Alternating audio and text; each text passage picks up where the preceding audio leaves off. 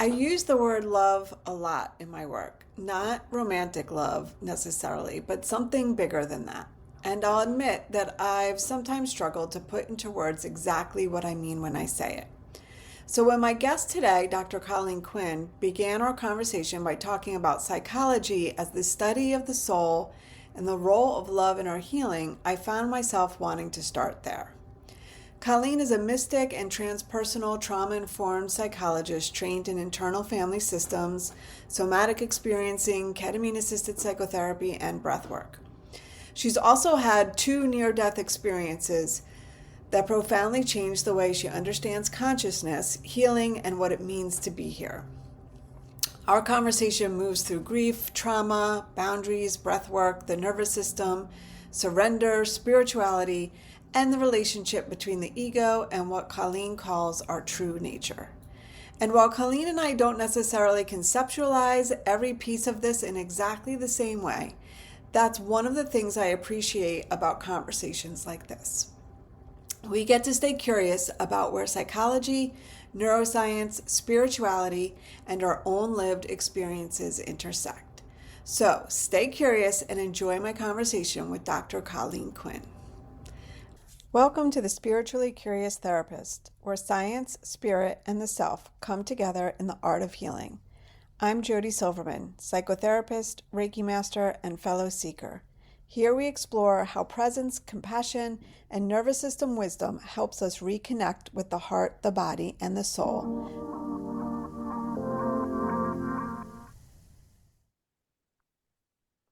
Hello, and welcome back to the Spiritually Curious Therapist. Today I have with me Dr. Colleen Quinn. Dr. Quinn is a mystic, a transpersonal trauma-informed psychologist trained in internal family systems, experiencing, and ketamine-assisted psychotherapy. Certified in breathwork, she uses these journeys to guide her clients to their own souls, where love viscerally brings coherence, which is the healing and all of the answers they are looking for. In 2018, Colleen had her second near-death experience, which was the catalyst for her awakening. Her profoundly raw and intimate transformation is chronicled in her newly released book, Essence Merging, which serves as a primer of what one can expect when giving up the ego's control over experiences. To learn more or to receive her free download, 9 Simple Steps to Awakening, you can visit Colleen's website, and I will link that in the show notes so that everybody has easy access to it. Sound good? Sounds great. Thank you for the beautiful intro. You are welcome, and thank you for being here. Welcome. I'm so excited, so jazzed. Psychology means study of the soul. That's really what drew me to it. It is a path up the mountain to our liberation and our enlightenment, and all paths where we're surrendering from the ego's control into the mystery of what love has for us. They're all valid, and love is just waiting to come into our hearts. And so I'm grateful to talk in these psychological terms with you. Yeah. Yeah, I love that. And you've got me thinking already. And I know before we hit record, we were talking about the opening question, but now I've got a whole bunch of other questions given what you just said. Are you okay with a little bit of a shift? Love it. So tell me, okay, let's go back to where you talked about what drew you to psychology in the first place. Can you just share with us a little bit about that journey for you? Yes. So I went to a very secular college, Virginia Commonwealth University, and I was a religious studies major. I always knew myself to be an energy being, a spiritual being, but their classes were all about there is no God. So every test, I'm like, here's what you taught, and here's what I believe. I did very well, but I'm like, I can't get a doctorate and teach this to people. This is not in congruence with my purpose. And so my first psychology class was on parenting. I had 2 young boys, and I was like, this would have been good to know if before I had children. They should give this to every parent, these skills. I will say, Jody, one of the students that I mentored, I always consider my students, they were all girls and I have two sons. And so I consider them kind of my daughters when professionally, went on to become the head for all of Wisconsin. She works at the University of Wisconsin, teaching mindfulness in parenting to pregnant women and their mates. Love it. What an So, amazing gift. yeah,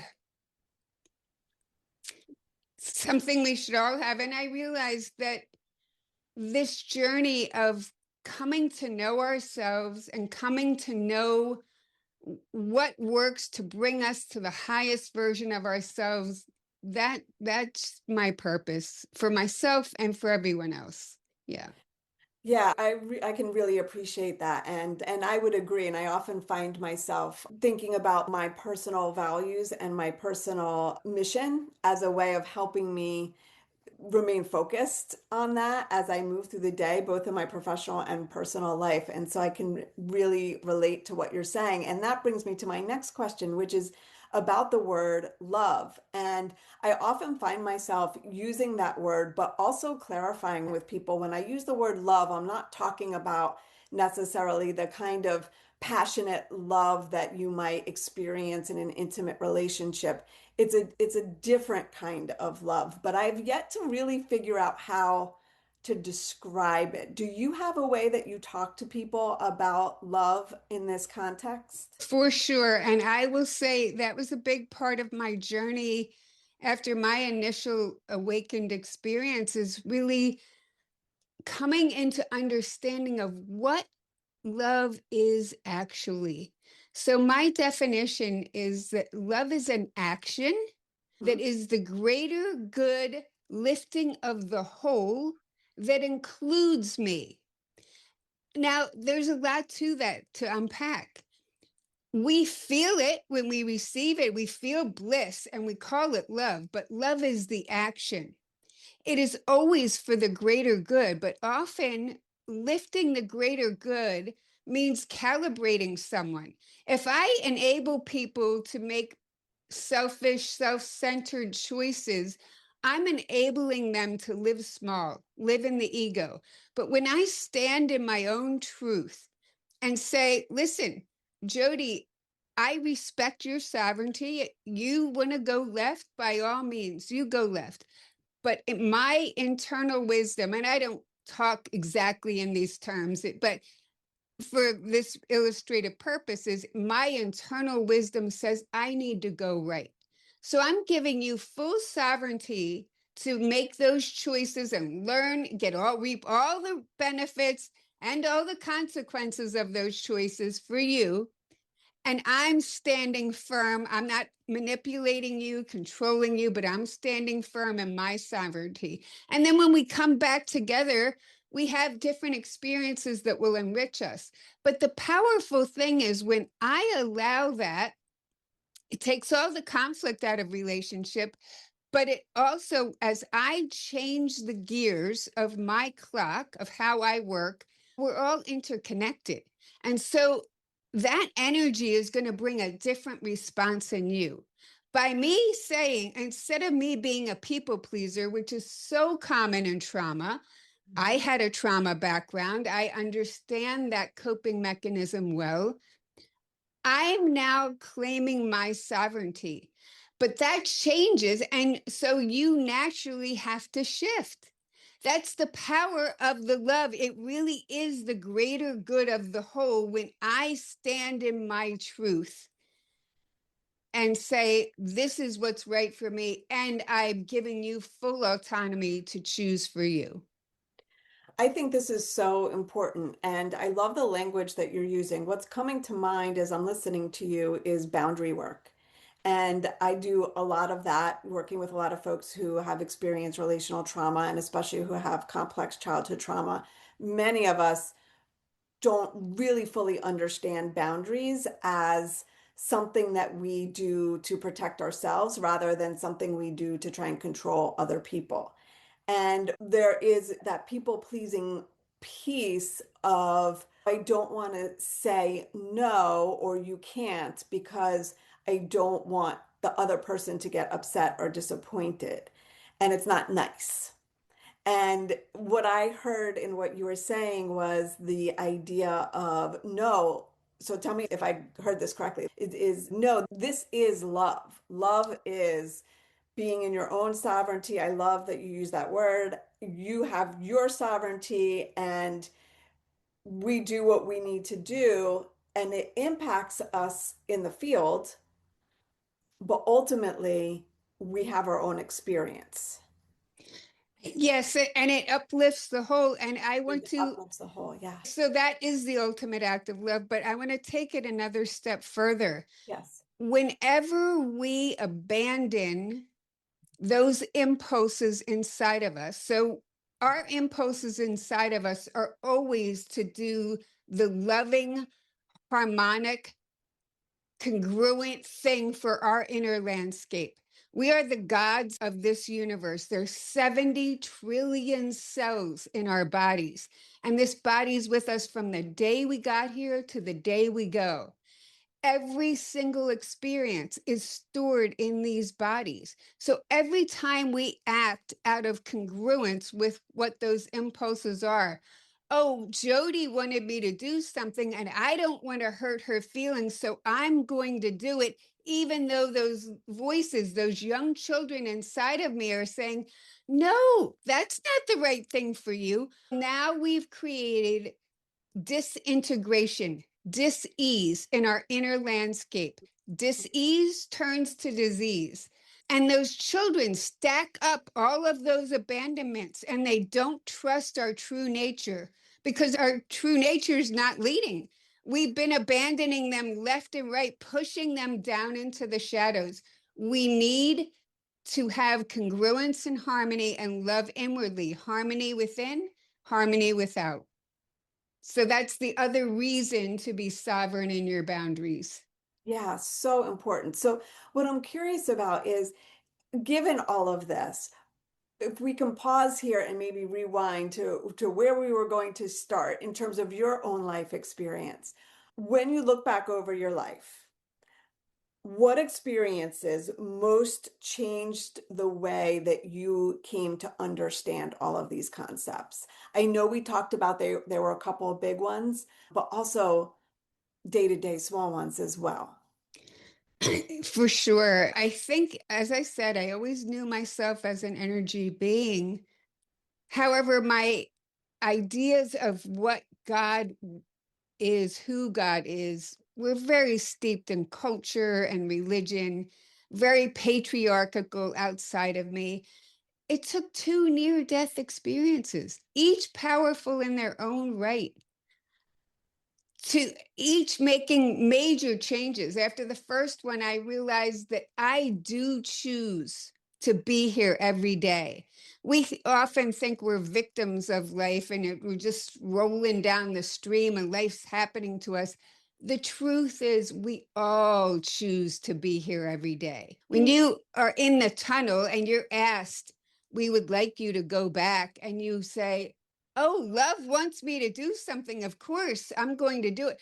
There's a power in consciously choosing, but there's a power in bringing the unconscious conscious for everything. We've all consciously chosen. So that was the first one.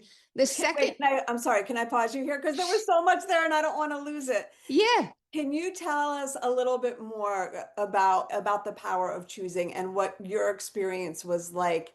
I'm assuming in the tunnel you were given a choice. I was, And yes. so what was that like for you?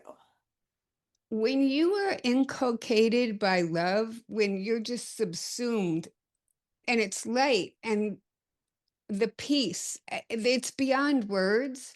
And you speak in ideas, which is very energetic. That is how the energy realm is. But it's a piece, it's so powerful. And the Hindus have a different word for what happens at the end of your life. We have a word, death, meaning ending. Their word is dropping your body, because they have these experiences routinely in their culture of meditating and the consciousness going outside of your body. Quantum physics, Einstein said it, and quantum physics has shown it that energy cannot be created nor destroyed.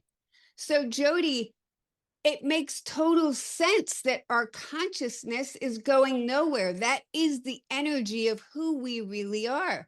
When you have a visceral experience of that, that the consciousness lives on, it takes all of the fear out of what is to come. This is all a training for infinity, likely. So we're just really gathering experiences. It takes the pressure off. There's no race to get it all figured out. I just have to go collect these experiences and they become like love gifts. That's very powerful. There was a lot more that happened in that first near death experience, and it is in my book. And it may be controversial for some people. I saw in retrospect that I drew that car accident to me, Mm. even though I was hit head on in my lane.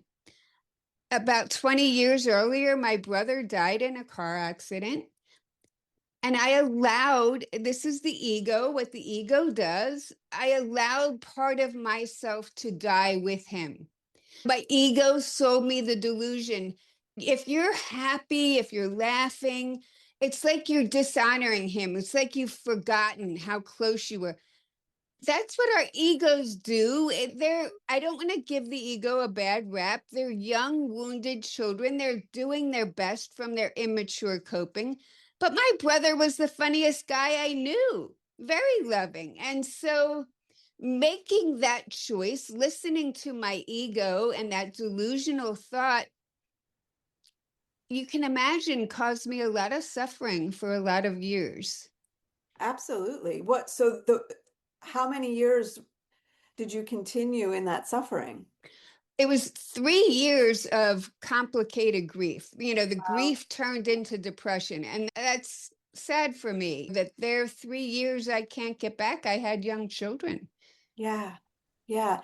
If someone is, I think this is really important because it is so common for people who have experienced such a traumatic loss to believe that if they enjoy life, they are somehow dishonoring the person who has passed on, or that it is not fair for them to be enjoying life. What would you say to somebody who is stuck in that same cycle of complicated grief based on what you know now?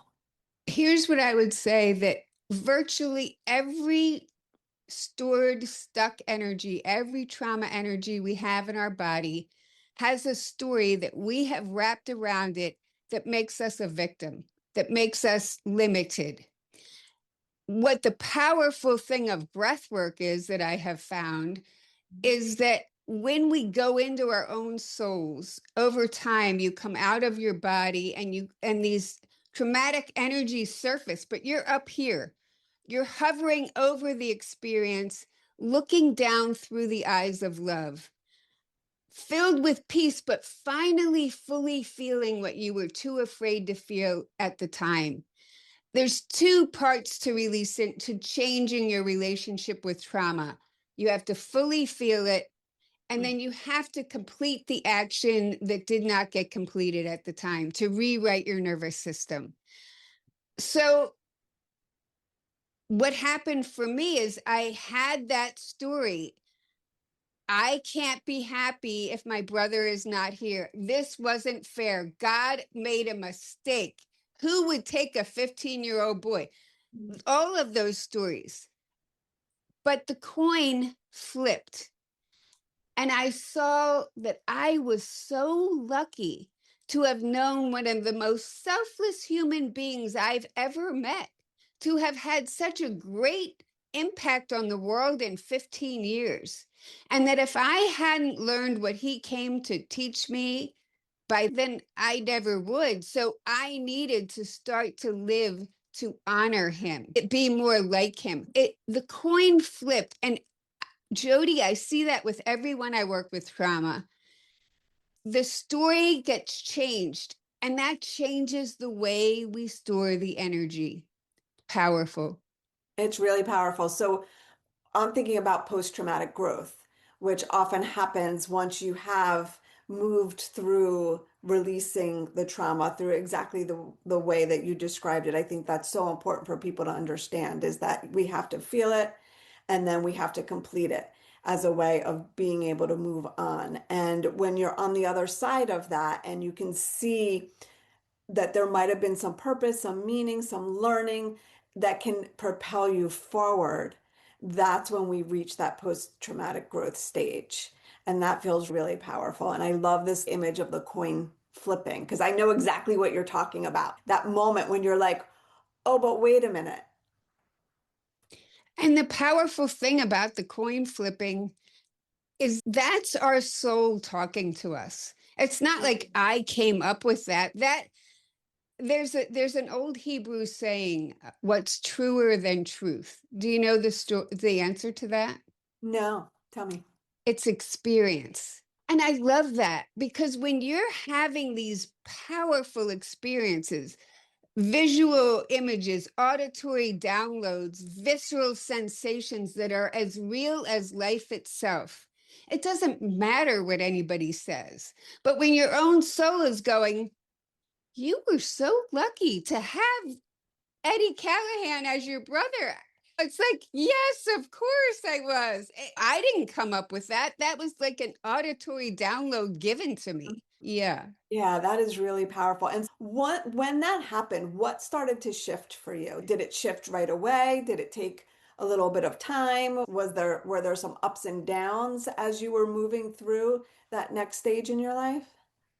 Oh, there's always ups and downs. This is a spiral path for sure. Yes, I love that. Yeah. And it's great when we're aware of that because to think that it's a linear, we're climbing a ladder and there's no circles, that's a recipe for unhappiness. But so it's okay wherever I am. Like I said, there's no rush.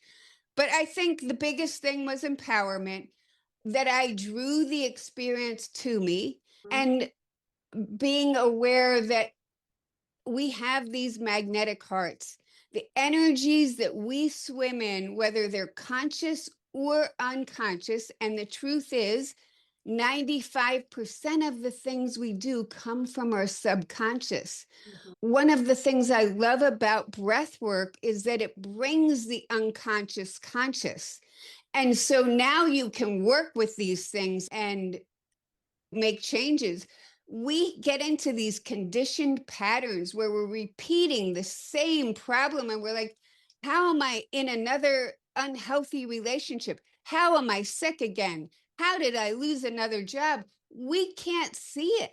They're unconscious, but breath work brings the unconscious conscious. So that is very powerful. When I realized that I was swimming in energies that I drew that car accident to myself, that's controversial. I think some of your listeners will be like, I don't know what she's talking about. But when you do the inner work, it does become very clear. Can you say more about drawing that car accident to you? Do you mean that you drew it to you as part of your life journey and learning here as part of like Absolutely. I just wanted to jump in here for a moment as I was editing and clarify for listeners. There is an important difference between finding meaning in something that happened to us and suggesting that we caused or were responsible for a traumatic experience. Okay, yeah, can you say a little bit more about that and what you learned from it? Yeah. So every single thing that happens is part of our life journey. It's love teaching us. And when we can really get to that place where there are no mistakes, it is all love, even these really painful things. When you see that love was with you in every moment, I was held by love, even though when I came back, my blood pressure was 60 over 30. I was in a total state of peace. So we are given what we need when we allow love in. I think when we shut love out, love's going to go, okay, good luck with that. You keep trying it, keep on your own strength. And when you get to the very end of your strength, I will be there waiting. Love never gives up, but love lets us do it on our own strength, right? And I think that's a big part of the path is learning that we have to get to the end of our strength to surrender. So I call that, I forget your question now because I got on a tirade, but I call that the Lieutenant Dan moment. Did you ever see Forrest Gump? Yeah. So Lieutenant Dan loses both of his legs in the war, but he was still in his own strength. It wasn't until he gets on the shrimp boat with Forrest Gump and they're not catching any shrimp that he's finally at the end of his strength. And life will do that. I call them love squeezes, squeeze you harder, harder to get to the end of your strength. He climbs up the mast with his two stumps because he doesn't have legs, gets to the catwalk and I've had enough. And Jody, what happens? Doesn't he jump off? No, all the shrimp come into Oh, the the boat. shrimp came. I'm trying to remember. I'm like, what did happen? I thought he ended up like swimming in the ocean. No, all the shrimp came. all the shrimp came, all the blessing came. It was a crazy storm. That's how it gets to the end of our strength.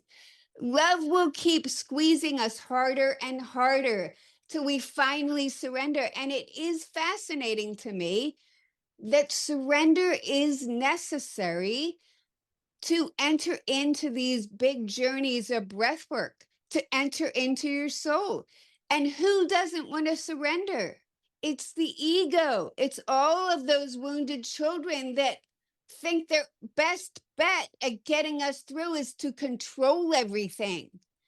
But control is an illusion. So first of all, I never put that together with Lieutenant Dan surrendering and all the shrimp coming on the boat. So thank you for that. Because now I'm going to use that. And I'm also, so one of the things that I talk a lot about is this intersection between what the soul wants and what our nervous system wants. And the way I've come to conceptualize it in this very simple way is that our nervous system and our brain's number one job is to keep us alive here on Earth. And our soul has a whole other plan for us in terms of life lessons and the journey that we're on and our development and our growth and all this. And oftentimes those two things are in conflict with each other. And our focus here, our job here is to keep bringing them together because they're going to separate out and come back and separate. So I'm really curious from your perspective, how do you see the way that our ego works, our nervous system, our brain how do you see that being either in alignment or in sometimes in opposition to what our soul or love might want for us? And by the way, I'm wrapping my head around this idea of love as the higher power, because that's what I'm hearing you say. For sure. Yeah. Yeah, maybe at the end I'll say a little bit more about that. But to answer your question, I don't see it that way, Jody. I think that actually, so our nervous system wants us to be in homeostasis, wants us to be in calm. And I think that's exactly what our soul wants, while challenging us to go further than we ever thought we could. So I don't know if you've heard about hormetic stressors. No. Say more. Okay, so hormetic stressors are all of these things you can do to strengthen your mitochondria. Mitochondria were actually amoebas fully functioning on their own in ponds and stuff prehistorically. And then they came into mammals' bodies, and there's hundreds of them, if not thousands, in every cell. They are the powerhouse of the cell. They are the light switch in the cell for energy. They turn off that energy when any invader comes in, because they're more evolved than we are. There's these hormetic stressors that strengthen the mitochondria. It's considered good stress. So a cold plunge, a sauna, red light therapy, hydrogen therapy, breath holds, meditation. I could go, but they're stressors that are good stress to that's like an exercise program for your mitochondria. In that same way, I think our soul is putting us in these situations to test our limits, but would like us to remain calm. We can always remain calm if we're in our conscious breath. And the parallel to that, I don't know if you've ever done a cold plunge. Have you ever done one? I've not ever done a cold plunge. Okay, it's very cold. Yeah, And that's so why I've never done one. the point of the cold plunge is to be in your breath, be in your peace, be in your parasympathetic while under this mild stress. But the point is, when you approach life from your conscious breath, present in this moment, there's no past, there's no future. So I'm just in this moment and I can be calm. Now I'm in my true nature. Now I'm limitless. And that's exactly what our soul wants for us, which is in alignment with our nervous system. It's Mm. only our egos that get us, oh, this moment's overwhelming, activate. When we're, the odd thing about that, when we're all activated and we're not in our breath, we have far less tools to deal with whatever the moment's handing us. When we're calm and in our breath, our brain is more lit up. There's more neural pathways talking to each other to pluck the solution out of the quantum field of possibilities.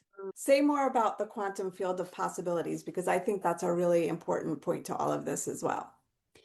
My best explanation of this is, have you ever walked into the grocery store and looked around? You're all in the same physical space, but everyone is in a different dimension. You've got the angry person, you've got the impatient person, you got the frustrated person. This person was having an argument with their significant other. I'm usually singing to Flo Rida in my head. I got a feeling that tonight's going to be a good night. Everybody's brings their own dimension. So that's a great example of how you can be in the same physical field, but the quantum possibilities of the dimension you're in that you bring are limitless. And we choose the weather. We choose what we're going to bring to any moment. Why wouldn't I want to bring playfulness and innocence and joy? I did the depression for 3 years. It sucked. So I choose these things for myself because I like bliss. I would say most people probably like bliss as well. I am curious though, as I'm listening to you say that you choose, are there ever times when life does just get so overwhelming that you find yourself stuck in ego and find it difficult to choose bliss?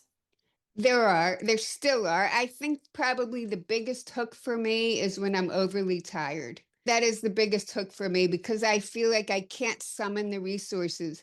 However, what I do is I tune into my body and I remove myself from the situation and I tend to what my body needs. I often say to people who get frustrated and angry, we call angry people hotheads for a reason. Your temperature goes up in your head and in your hands.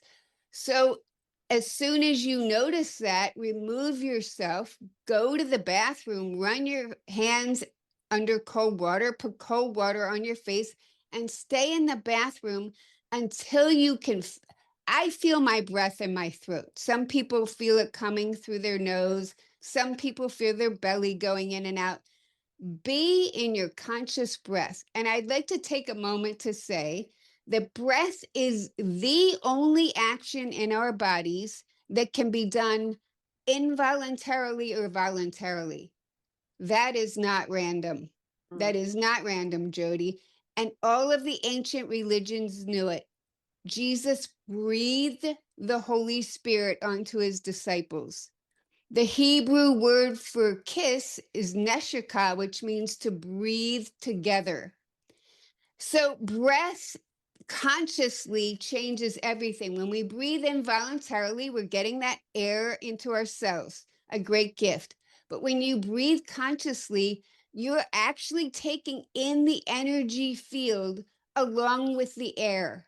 So you're raising your frequency. And it lights up your frontal cortex. It brings you into this moment. It also lights up your left prefrontal cortex, which is your seat of all your positive emotions.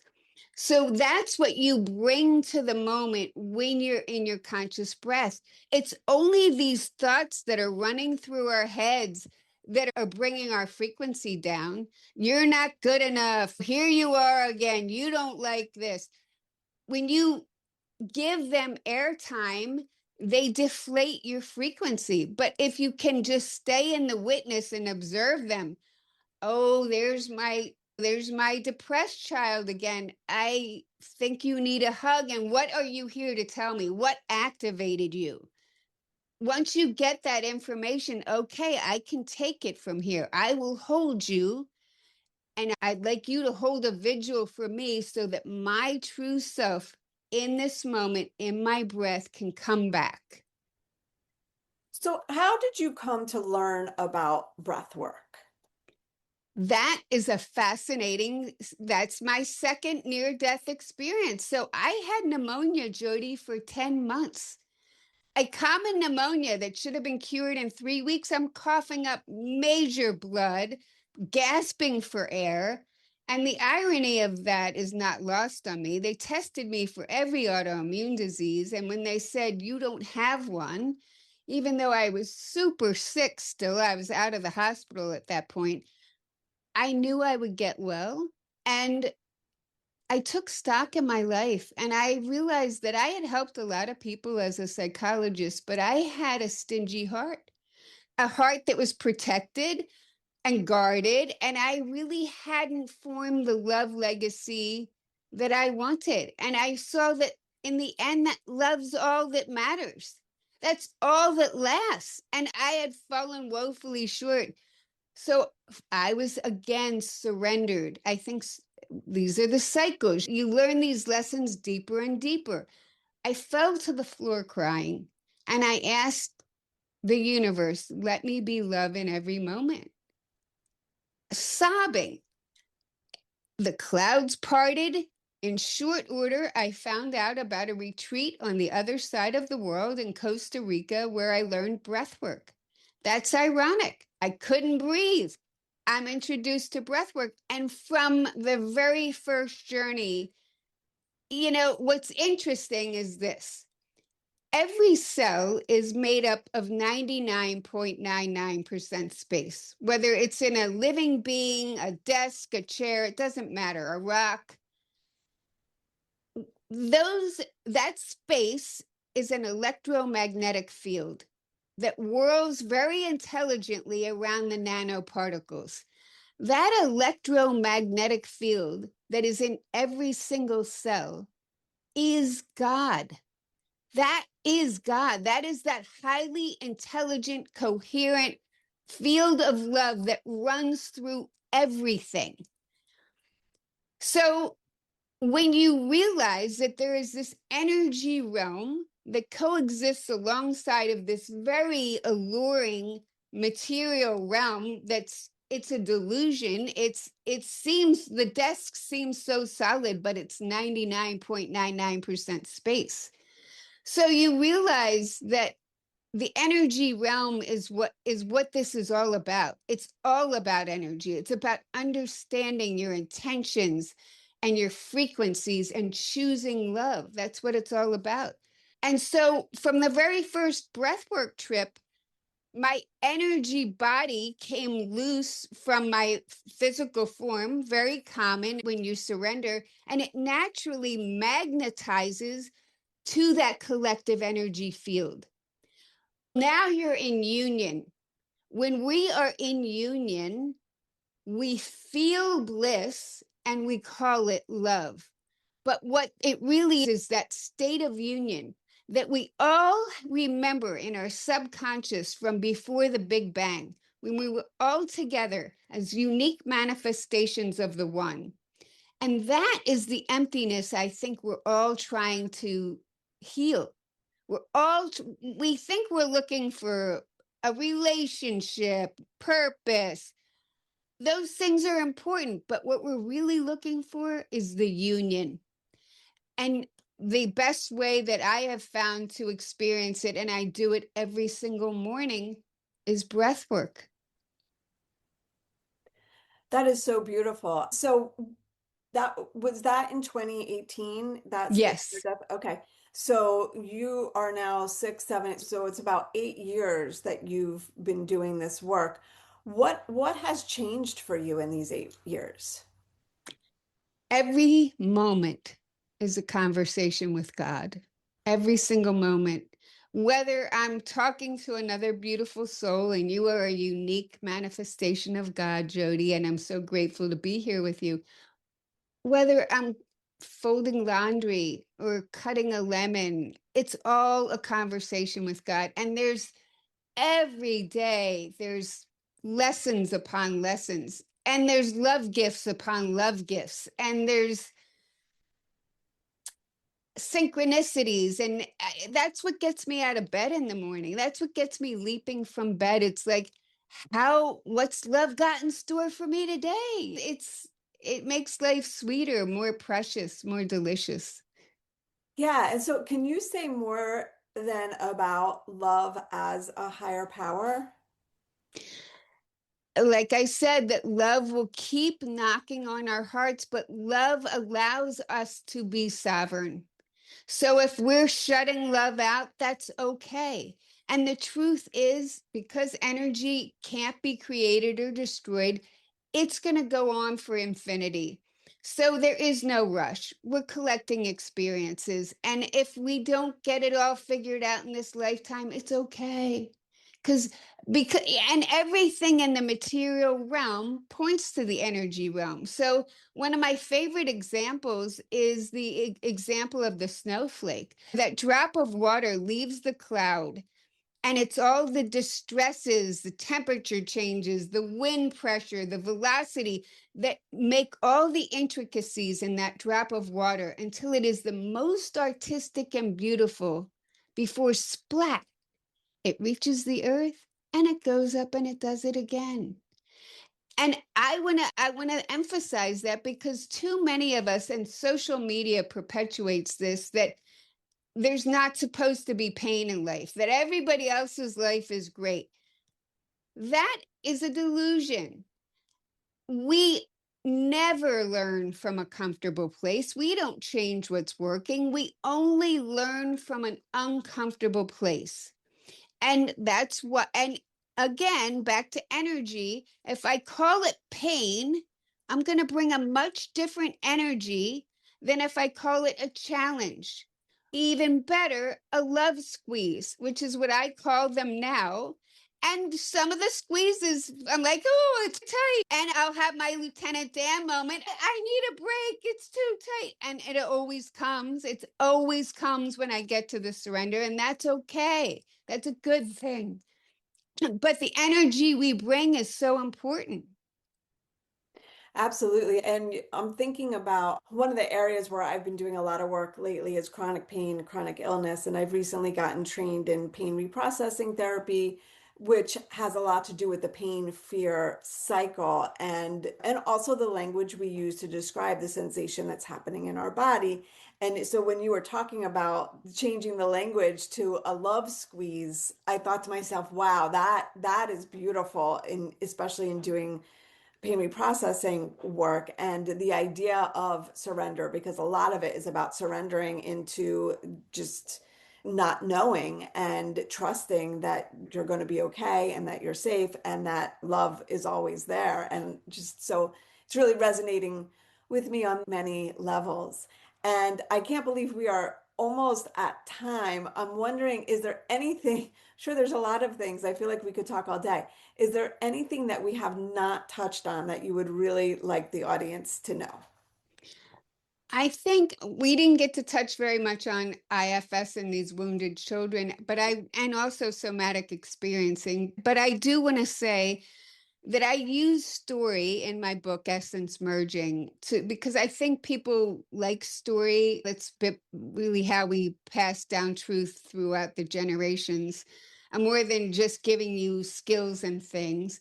So I use story to talk about my work for myself personally with those modalities and breath work to relinquish the ego's control over my life. And so if I've said things that make it sound like, wow, being blissed out all the time could be fun. Maybe that would inspire you to seek your listeners to seek another way.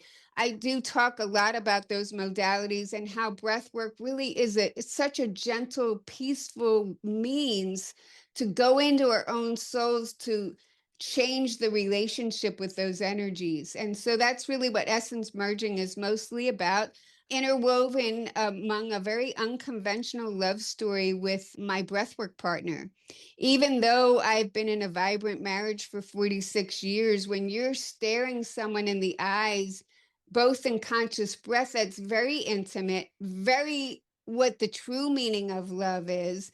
And love begets love. And so I think there's a value in saying, I think too many people get married and think that their partner should be the sole supplier of every need and want and desire. First of all, that's an outward focus. It's a recipe for unhappiness. But one person can never be aligned for everything for another person. And love multiplies. So when you feel safe enough to let your partner go left while you go right, everybody wins. And so that love stories in my book as well. That's beautiful. And I'll put a link for all of that for your book and all of your socials where people can find you in the show notes. Is there anywhere in particular you would like to point people in terms of like where they can, a good entry point into learning more about your work, your book, and all of the things we've talked about today? Because I feel like there's so many important points that people might want to dig a little bit deeper into. So my website does offer a free download, 9 simple steps to awakening. And they're not things to add to your day, but one of them is really coming into your conscious breath. That's while you're doing your day. And then I would say my YouTube channel has a step-by-step video of how to do slow integrative breath work for people that are interested in trying the modality. And this is not my work, but because I want to bring out the best in everyone, there's a great book written by James Early called Self Therapy.